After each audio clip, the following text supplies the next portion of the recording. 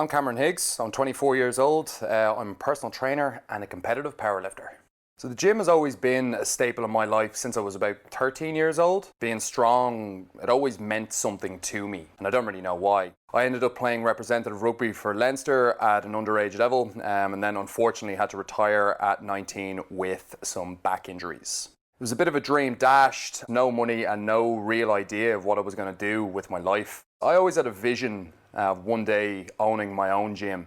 So from then I decided to eye up a career in fitness and actually take action on the dream that I'd kind of suppressed my whole life. And I just stopped listening to what others told me and followed my gut for once. From there I just jumped in head first. The only thing I really knew I needed to become was a qualified personal trainer. So I ended up selling my car. I moved back into my mum's box room in Greystones, started all over again with nothing.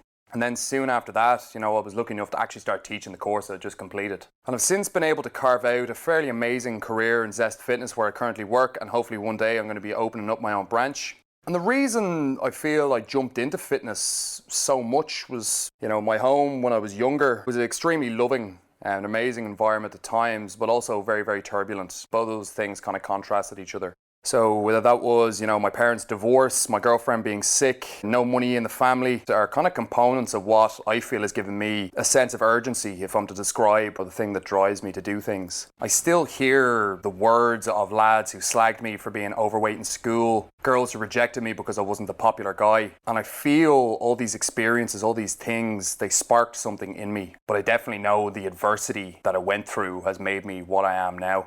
Exercise has always been a coping mechanism for me. And when you make your body move and sweat, great things will start to happen mentally. Your brain releases feel-good hormones post-exercise that for me have personally literally kept me sane. I've always been a very anxious person, and I've, had my bouts where I've struggled with depression. And the gym, through all those times, was always a tool for actively fighting it. I know where my mind goes when I don't take care of my physical health. Lack of exercise, junk food, no sleep, dehydration are giant factors that influence your mental health. When I've been at my lowest points mentally, I was also at my lowest points physically, and that's not a coincidence. The reality that your life is in your hands, your failures are your own, and more importantly, your success is your own. So I find the process of training has taught me discipline, it's kept my mind occupied through good and bad times. Personally, the mental side of fitness has always interested me more than pure vanity and aesthetics. This really flourished when I started training Dan, a friend of mine and a chef who I've known for years. His reasons for change were inspiring, and I could also tell the stressful life of working in restaurants was taking its toll on him.